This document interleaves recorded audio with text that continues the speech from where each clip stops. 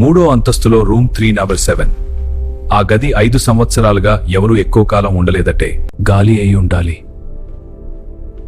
అద్దంలో తన తుగుంపాలి ఖాళీగా కదిలింది. గాలి అయి ఉండాలి. ప్రతిబింబం మాత్రం ఇంకా సంగొల్టెచ్చింది.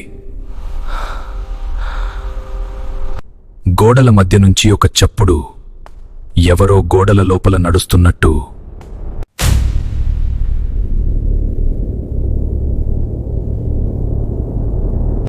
మళ్ళీ అద్దం వైపు చూశాడు.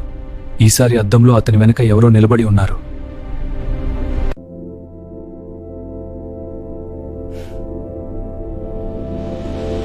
అద్దంలో ఇప్పుడు అతను లేడు. అద్దం లోపల ఉన్నది ఇంకొకడు. అతని కళ్ళతో చూస్తున్నాడు.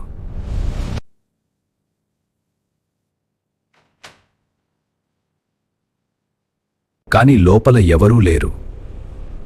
రమణ నిలబడి నవ్వుతున్నాడు.